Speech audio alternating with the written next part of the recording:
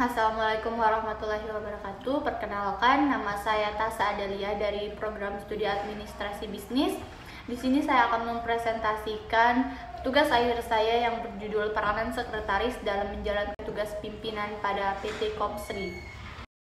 Suatu organisasi swasta atau pemerintah biasanya membutuhkan staf atau pegawai yang membantunya.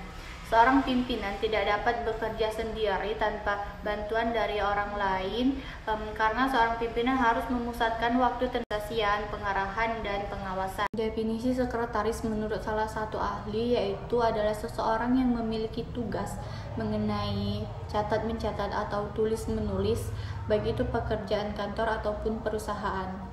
Menurut wewenangnya, tugas sekretaris terbagi menjadi 3. Yang pertama, tugas rutin, tugas yang dilakukan setiap hari tanpa perlu ada instruksi terlebih dahulu dari pimpinan seperti pengetikan laporan dan menerima tamu pimpinan. Yang kedua adalah tugas instruksi, tugas yang dilakukan apabila ada instruksi terlebih dahulu dari pimpinan seperti mengatur perjalanan dinas pimpinan. Yang ketiga itu ada tugas kreatif, tugas yang dilakukan dengan inisiatif sekretaris itu sendiri seperti mengirim kartu ucapan selamat untuk klien.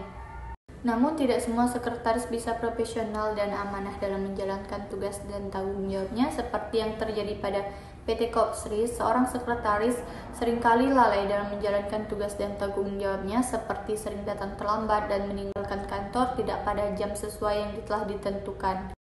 Metodologi penelitian, analisis data. Di sini saya mendapatkan 2 data, yaitu data primer dan sekunder. Data primer adalah data yang saya dapatkan di saat saya melakukan wawancara kepada sekretaris pimpinan yang telah diberikan wewenang oleh pimpinan untuk memberikan informasi kepentingan dalam hal menyelesaikan tugas akhir ini. Yang kedua adalah data sekunder. Data sekunder adalah data yang saya dapatkan dari kantor PT Kopsri seperti visi dan misi perusahaan dan struktur organisasi perusahaan.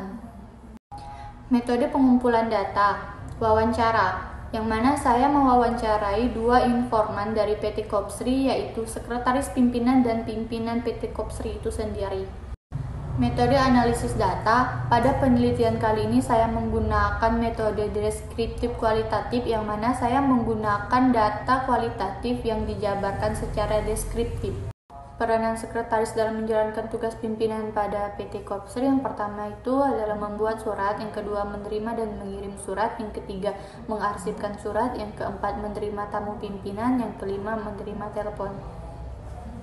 Kesimpulan, sekretaris pimpinan PT Kopsri sudah cukup baik dalam menjalankan tugas dan kewajibannya sebagai staf pembantu pekerjaan pimpinan seperti membuat surat, menerima dan mengirim surat, mengarsipkan surat, menerima telepon, dan menerima tamu.